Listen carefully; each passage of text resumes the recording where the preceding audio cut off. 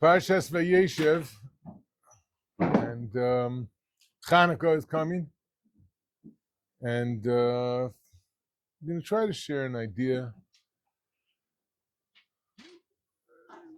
When we look at the battle between Yaakov's children, it's really ugly. Like they sell their brother into, they want to kill him, then they sell him into slavery. And like we pass over the story and we trying to make sense of it. And we know from Chazal and the Tur tells us that every month that Klal Yisrael has life, so that month they're living in the zechus, in the merit of one of those 12 brothers. So they're all extraordinary tzaddikim, and all this time later we're still going their zechus. And the stories, though, are so hard to understand if there's such tzaddikim and this is the behavior and how to make sense of it. And it's hard to make sense of, and there's a lot that's written about it, and there are definitely things that are done wrong. And we're just going to look for a moment. There's a process going on of refinement to determine who's going to be Klal Yisrael, who is going to be the Jewish people. Right? Avram, we spoke about that. Yitzchak and Yishmael. And Yishmael gets sent away. Only Yitzchak is going to be the continuation of Avram Avinu. And then Yitzchak has two sons. And he loves both sons, and he wants both of them to continue his legacy, just as Avram wanted his sons to continue his legacy. And Esav is pushed away, and it's Yaakov. And Yaakov has 12 sons. And there's a big dispute. They come from two different wives. Well, two different streams, but there's 4 wives. And the Bnei Yosef say, the Bnei Rachel, Yosef and Binyamin, see themselves as the one who are going to continue the tradition, the legacy of Yaakov. And the sons of Leah, who has 6 children, and most of them see themselves, we're the ones who are supposed to continue the legacy of Yaakov.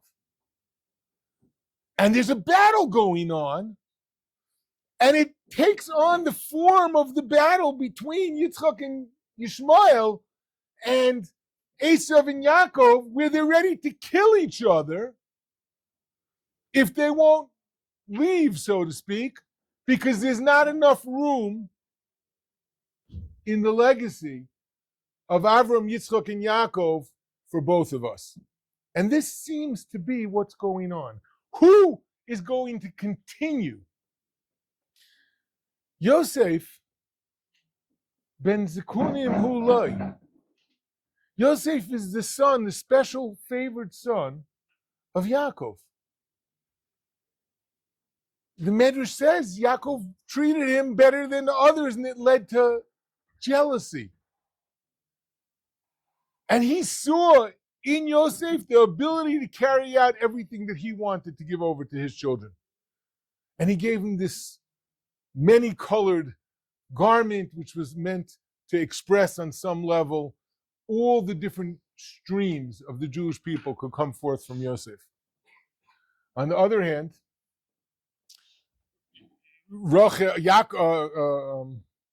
Leah is, as we said, she has 6 children plus 2 from Zilpah, and she has 8, and she's the whole home is built on her. Okay, and there's this battle. Who's going to be the one? And each side is not able to see that the other side has something to offer. They suspect Yosef of preaching righteousness and tzidkus, and being a tzaddik. The Medrash says, he's like, yeah, you're like Yeravam ben Nevat. Yeravam ben Nevat was the ruler. After Shlomo HaMelech, when his son Rechavam took over, Yeravam ben Nevat was appointed also as a ruler, and he took over most of the Jewish people. He was a big tzaddik and a big Talmud Chacham. But he had a failing. And you know what his flaw was? His flaw was he was never wrong, ever. He always knew the right thing to do, always. until it got to his head and he made a mistake, and it was a terrible mistake. And eventually led to him putting 2 idols in Eretz Yisrael and forbidding the Jewish people from going to the Beis HaMikdash, and 2 egels. He made 2 egels and he put them up and said, these are your gods, Israel, who took you out of Egypt. This is who you have to worship. Yeravim ben Nevat. Because when he was wrong, he couldn't see that he was wrong. You know why? Because he was always right until then. And even Hashem gives him an opportunity to come back. And he can't. He's like, not if I'm not number 1. I can't be behind David. If David is going to be number 1, I'm not willing. Hashem says you're going to be behind David. No, I can't do it. And they see in Yosef, you could be Yeravim ben Nevat. And Yehuda, who is the other leader of Klal Yisrael, living a whole different way and doing a whole different thing. And we have that whole story with Tamar. And really, we gave shir about it in the past, a long shir to explain all the different pieces to the best of our ability to make sense of it. Mr. Hashem, I hope one day we'll talk about it again. But at the moment, one thing is clear. Yehuda made a mistake. And it could have been a really bad mistake because Tamar was going to get burned to death as a result of it. And Yehuda gets up and takes full accountability. She was right and I was wrong. She was right and I was wrong. In front of everybody. The most powerful man in the country, essentially, was Yehuda. He was given the ability, it seemed, to judge whether she should be given to life or death. And he said, I made a mistake. I was wrong. Wow, you could really lose your standing. What kind of leader do we need? Do we need the leader who's always right, like Yosef? Who, no matter what the difficulty is, Yosef finds a way to come out on top? Every time he ends up as a slave, he becomes the top of the slave of the house, so much so the woman wants to replace him with wants to replace her husband with him.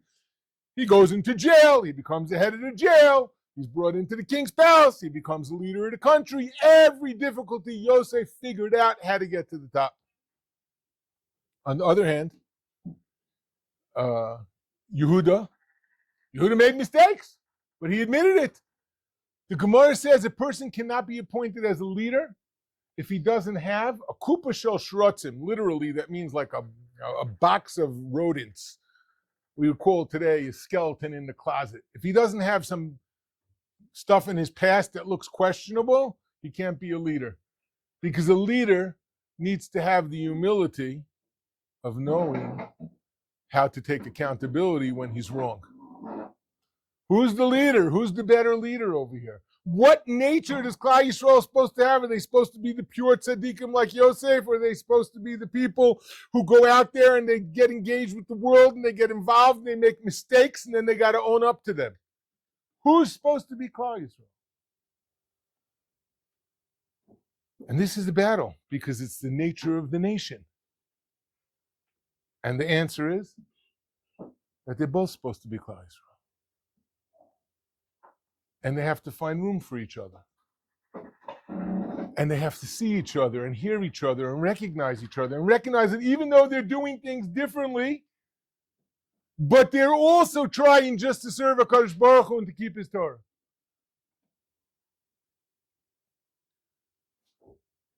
Right now in Klal Yisrael, there's been tremendous moments of people beginning to recognize that all the parts of the nation who are looking to see a way back to HaKadosh Baruch Hu, or have been connected the whole time to HaKadosh Baruch Hu, are working together, and they are together.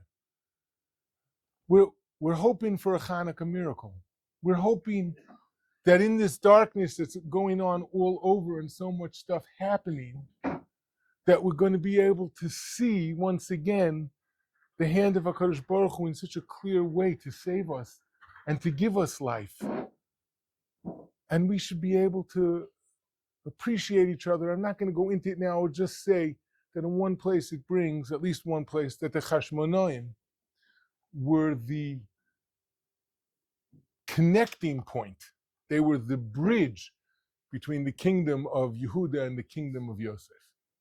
And this point of Hanukkah is this time. Guys, you have a break for a couple of days. Right now, you're building your future. Right now. How am I going to use it? What am I going to do with it? By the way, you're not the only ones building your future. We're all building our futures at every point of our life, as long as there's still a future. And we hope there's going to be a future. We should all be zeiche to use this right and to build it right. Have a good Shabbos.